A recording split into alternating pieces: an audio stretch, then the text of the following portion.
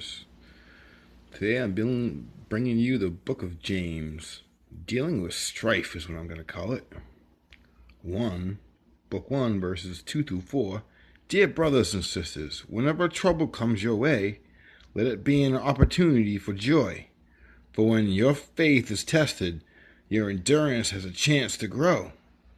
So let it grow, for when your endurance is fully developed, you will be strong in character and ready for anything. It is so true. Christians who are poor should be glad, for God has honored them. And those who are rich should be glad, for God has humbled them. They will fade away like a flower in the field. The hot sun rises and dries up the grass. The flower withers, and its beauty fades away. So also, wealthy people will fade away with all of their achievements. Because in heaven, your earthly achievements mean absolutely nothing. Only thing that means anything is the good that you do. The love that you show other people. Verses 12 through 16. God blesses the people who patiently endure testing. Afterward, they will receive the crown of life that God has promised to those who love him. And remember, no one who wants to do wrong should ever say, God has tempted me. God is never tempted to do wrong, and he never tempts anyone else either. Temptation comes from the lure of our own evil desires. These evil desires lead to evil actions, and evil actions lead to death. In his goodness, he chose to make us his own children by giving us his true word. And we, out of all creation, became his choice possession. You imagine that? Of all the things God ever made, we are his favorite. How amazing and awesome is that? Writing down stuff is getting a little tiring to my hands, so I'm going to read out of the Bible itself. I like to write it out because it helps me to remember it. But I'm going to continue, verse 22. And remember, it is a message to obey, not just to listen to. If you don't obey, you are only fooling yourself. For if you listen and don't obey, it is like looking at your face in the mirror but doing nothing to improve your appearance. You see yourself, walk away, and forget what you look like.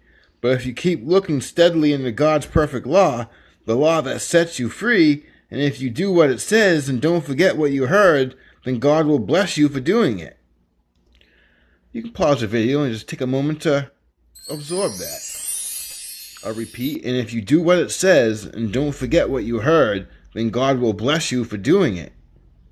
He loves you for listening to his word and for remembering it. Verse 26. If you claim to be religious but don't control your tongue, you are just fooling yourself, and your religion is worthless. Absolutely worthless. Pure and lasting religion in the sight of God our Father means that we must care for orphans and widows in their troubles and refuse to let the world corrupt us. Great advice from the book of James. The book of James was written to everyone.